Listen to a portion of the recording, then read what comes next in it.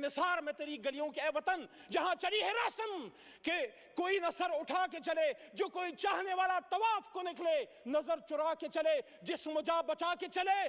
तो मैं DGI SPR साहब से पूछना चाहता हूं कि आप मुझसे कौन माफी मांगेगा? और यहां मुबारक ज़ेब आया है जिसकी बूढ़ी मां कल यहां पे आई, उसका भाई रेहान ज़ेब शहीद हुआ, उसकी बूढ़ी मां से कौन माफी मांगेगा? ये दाग दाग उजाला, ये शब गजीदा सर, ये वो सहर तो नहीं जिसका इंतजार था।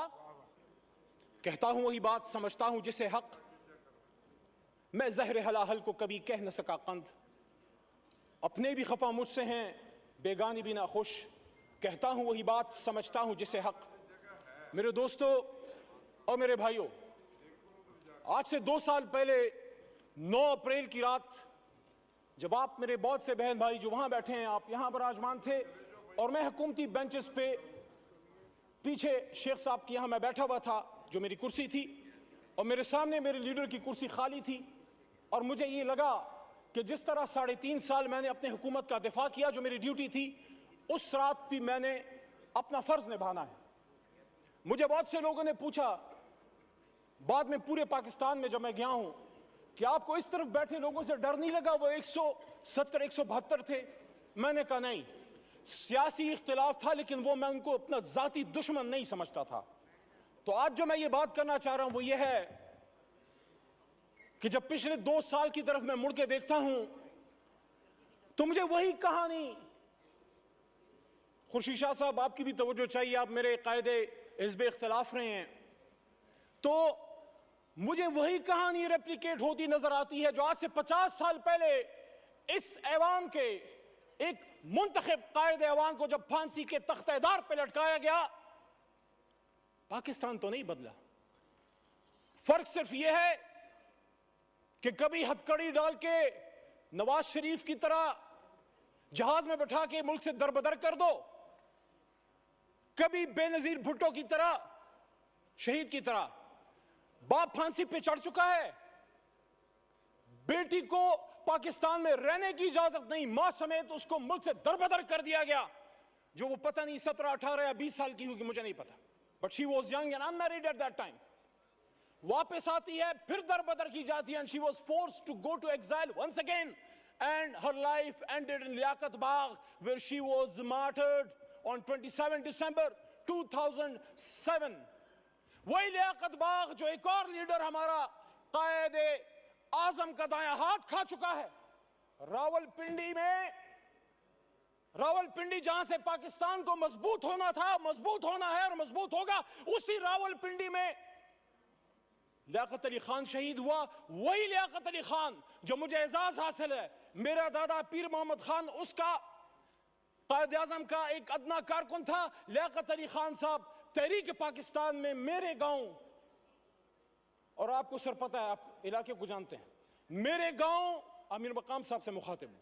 ये सवात जब जाते हैं हाथियान और शिरगढ़ से आप गुजरते हैं मेरे भाई, मेरे गांव लियाकत अली खान साहब आए, मेरे घर में क़याम किया, सरदार अब्दुल रब नश्तर उनके साथ थे, और वहां से सन 40 में काफले गए पाकिस्तान को आजाद करने के लिए। मिंटो पार्क, जिसको फिर बाद में वहां मीनारे पाकिस्तान बना, वहां पीर मोहम्मद साहब, गुलाम मोहम्मद खान लूखड़ और खैबर पख्तूनख्वा से मुस्लिम लीग के काफले लेके गए। वही मेरे लीडर इमरान खान साहब के वालिद इकरामुल्लाह नियाजी भी वहां मौजूद थे। तो जब हम भी पाकिस्तान बनाने वाले हैं, आप भी पाकिस्तान बनाने वाले हैं, तो फिर बार बार क्यों हमें ये कहने की जरूरत पड़ती है कि निसार में तेरी गलियों के ए वतन जहां चली है रस्म के कोई न सर उठा के चले जो कोई चाहने वाला तवाफ को निकले, नजर चुरा के चले जिस्म जा बचा के चले। मेरे भाई तार और छोटा भाई बैठे, मैं एहतराम करता हूं आपकी जमात की सियासी लीडरशिप की जदोजहद का जो अगर उन्होंने की है, लेकिन जहां हम इस बात को कंडेम करते हैं कि जब एक ताले आजमा परवेज मुशर्रफ ने एक मुंतखब वज़ीर आज़म जिससे हमें लाख इख्तिलाफ है, कभी मैं मुस्लिम लीग नून का ना वोटर रहा हूं, ना सपोर्टर रहा हूं, ना कारकुन रहा हूं, लेकिन हथकड़ी डाल के जब मुल्क बदर किया गया तो फिर आपसे भी एक्सपेक्टेशन है कि आपका भी लाख इख्तिलाफ होगा। लेकिन जब आप यहां तशरीफ फरमा थे, यही शहबाज शरीफ साहब कायद हिज़्ब इख्तिलाफ की कुर्सी पे होते थे, सामने असद भाई जो मेरी शमूलियत मेरे इनके हाथ में हुई, हमने तहरीक इंसाफ में जब शमूलियत की, मैं जब बाकायदा शामिल हुआ, असद कैसर साहब 2011 में आए, हमें शामिल किया, उसी कुर्सी पर बैठे होते थे। 1996 में मेरे खानदान ने, जब चिराग निशान था, इमरान खान का बल्ला नहीं था, तब मेरे खानदान ने वोट किया है। लेकिन वहां उस कुर्सी पे जो आदमी बैठा होता था, इमरान खान, वो चाहे आप उसको पसंद ना करें, आपको पसंद ना आए, लेकिन कायदे ऐवान तो था। उसको इसी पाकिस्तान में वजीराबाद में गोलियां मारेगी, 4 गोलियां खा के वो बैठा है अडियाला जेल में। क्या अडियाला गुंटानामो वे है जनाब स्पीकर साहब, डिप्टी स्पीकर साहब? वहां पाकिस्तान का आईन नाफिज अमल नहीं। आज भी हम अपने लीडर से नहीं मिल सकते। कल पाबंदी दोबारा लगी है। मैं बतौर इस ऐवान के एक मुंतखब मेंबर की, जब मैं जेल में था, मैं एक्सपेक्ट करता था कि ये ऐवान इमरान खान के लिए नहीं, अपने एक साबिक कायदे ऐवान के लिए खड़ा होगा। यहां से मुजम्मती करारदादें पास होंगी और यहां वोट को इज्जत दो कि हमारे साथी या बेनजीर भुट्टो और भुट्टो साहब की, उनकी अलमनाक जो हादसात हुए हैं, उनके दाई, उनके अमीन खड़े होंगे और वो कंडेम करेंगे और वो डिमांड करेंगे कि पाकिस्तान के एक साबिक वजीर आजम पे जानी हमला किसने किया, ये किसका सिक्योरिटी फेलियर है। वो कैमरे जो जज साहिबान के बेडरूम्स में लग सकते हैं, उन कैमरों से वो दहशतगर्द कैसे छूट गए जिन्होंने जाके कभी बेनजीर को शहीद किया, कभी इमरान खान पे हमला किया।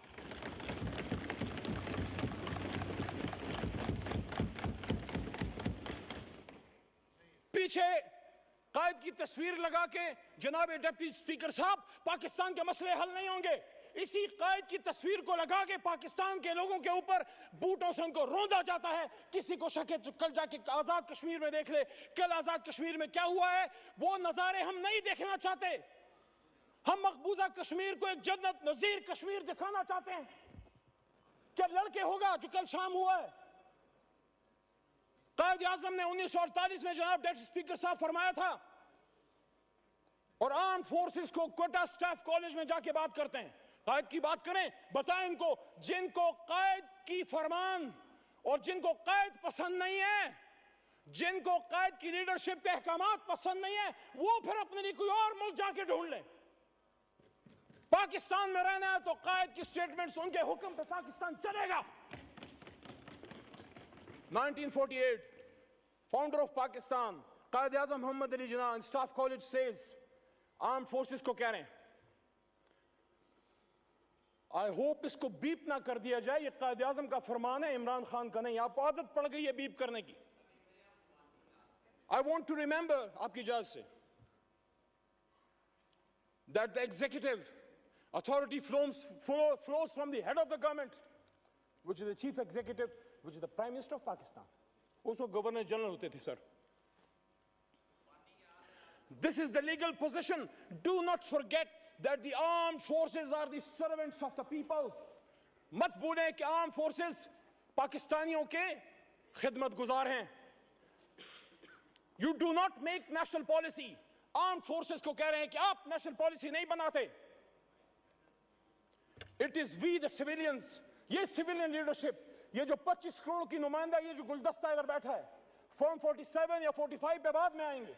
इस वक्त ऐवान की बात है, यहां से पॉलिसी बनेगी। मैं नहीं कह रहा, वो कह रहा है। This is the legal position. Do not forget that the armed forces are the servants of the people. You do not make national policy. It is we, the civilians, who decide these issues, and it is your duty to carry out these tasks with which you are entrusted. क्या 1958 में हुआ? क्या 1977 में हुआ?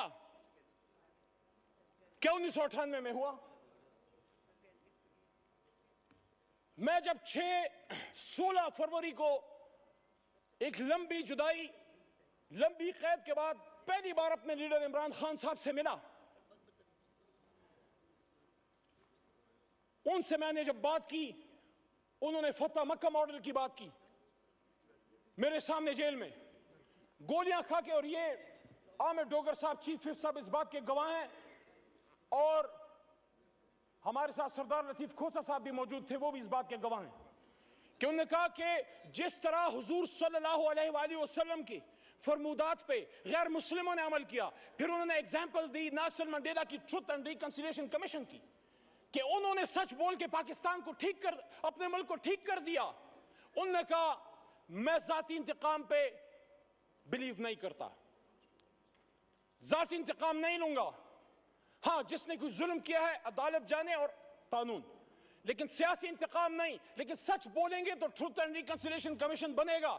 ये जो इस तरफ से वज़ीर आज़म के मुशीर, हालांकि उनको हम वज़ीर आज़म हमारा उसूली मौक़िफ़ नहीं मानते, लेकिन एक उनकी तरफ से दावत आई है राना सनाउल्लाह साहब की तरफ से मुज़ाकरात की, आसिफ जरदारी साहब की तरफ से भी दावत आई मुज़ाकरात की। मैं आज तहरीक इंसाफ की तरफ से ये बात यहां रखना चाहता हूं कि कब इमरान खान साहब ने मुज़ाकरात से इनकार किया? 5 अगस्त को जब गिरफ्तार हो रहे थे, जब उनको उठाया जा रहा था, तो मेरे जनाब डिप्टी स्पीकर साहब उन्होंने उस दिन भी कहा कि हम सबसे बात करने के लिए तैयार हैं, लेकिन बात की नुकात क्या होंगे? क्या हम सच पे आएंगे? क्या हम सच बोलेंगे? क्या हम सच बोलेंगे? ट्रुथ एंड रिकंसिलिएशन कमीशन के लिए सच्चाई जो है वो पहली शर्त है। आसफा बीवी को मैं वेलकम करता हूं, ऐवान में शहीद बेनजीर भुट्टो साहिबा की साहबजादी हैं। देखिए जनाब डिप्टी स्पीकर साहब, अगर हम समझते हैं कि पाकिस्तान को ठीक होना है तो फिर हम लोगों ने फैसले करने। हमें कोई ब्रोकर, कोई डीलर, कोई शख्स हमें नहीं चाहिए जो हम आपस में बैठाए। जब हम अपनी लड़ाई यहां से बाहर लेके जाएंगे, फिर सुप्रीम कोर्ट भी अमल में आएगी और फिर पिंडी और अपर और बहुत सी जगह और अमल में आएंगी। मेरी आपसे दरखास्त है, स्पीकर की कुर्सी इनिशिएटिव ले। हमारा सबसे पहला नुक्ता जनाब इमरान खान साहब और असीरान की रहाई है। पॉलिटिकल केसेस हैं। वो शख्स जो वजीर आजम था, अचानक उस पे कैसे 150-200 केसेस बन गए? he's a political prisoner, he's a prisoner of conscience, and I'm not defending whatever atrocities have been done to you in the past.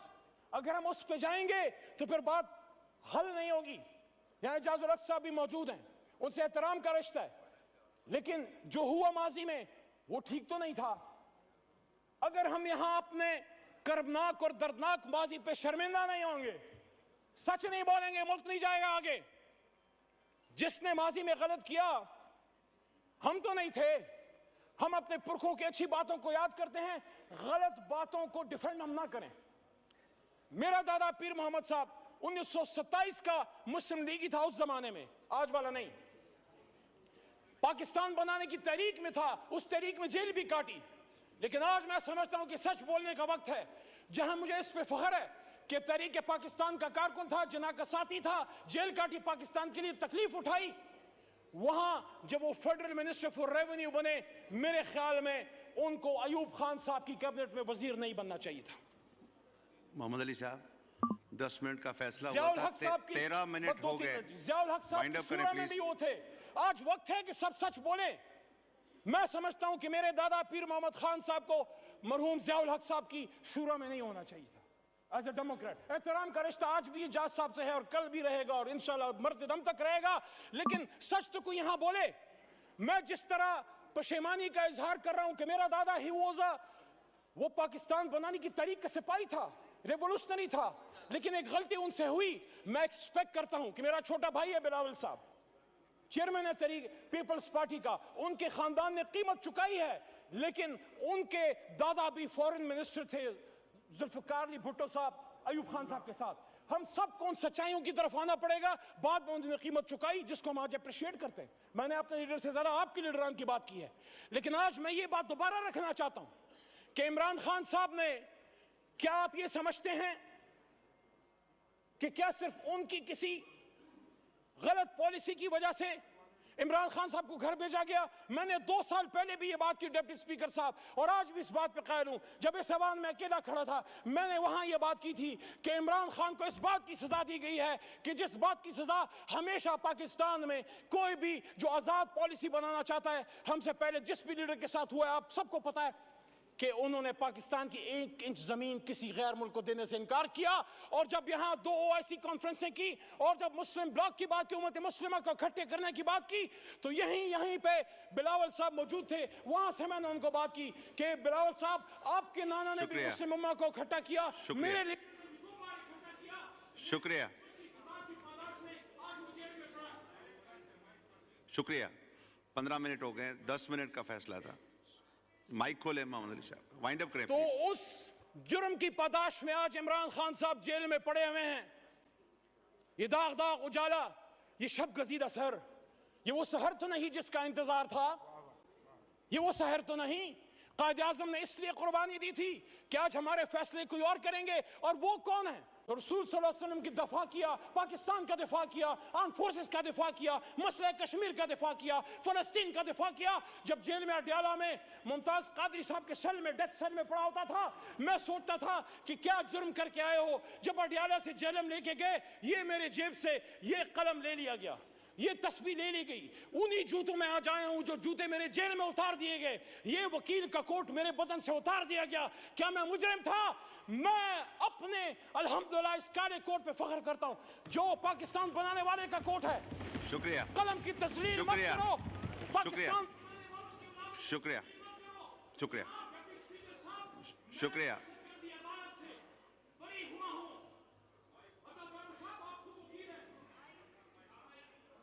Wind up करें, वाइंड अप करें मोहम्मद अली साहब जी, वाइंड अप करें प्लीज। मैं दहशतगर्दी अदालत मर्दान से बरी हुआ। जब मैं अदालत में पेश हुआ, पहले तो 3 MPO था, लेकिन मेरे पे दहशतगर्दी का दफा, आर्मी एक्ट जिसकी सजा मौत है। क्या मैं दहशतगर्द हूं? क्या अली मोहम्मद दहशतगर्द है? मर्दान ने तो पाकिस्तान बनाया है, मर्दान के बेटे को दहशतगर्द बना के पेश किया। मैं उन जज साहबान अदालत को सलाम पेश करता हूं जो किसी प्रेशर में नहीं आए। और हाई कोर्ट पेशावर के हुक्म पे मैं फिर रिलीज हुआ। तो मैं DGI SPR साहब से पूछना चाहता हूं कि आप मुझसे कौन माफी मांगेगा? और यहां मुबारक जेब आया है जिसकी बूढ़ी मां कल यहां पे आई, उसका भाई रेहान जेब शहीद हुआ, उसकी बूढ़ी मां से कौन माफी मांगेगा? तो माफियों के चक्कर से निकले। और आओ वहां पे बैठते हैं सियासी, आखिरी बात, सियासी जमातें बैठे, मसाइल का हल निकालें, वरना यही होता रहेगा। किसी चोर दरवाजे से आने की जरूरत नहीं है।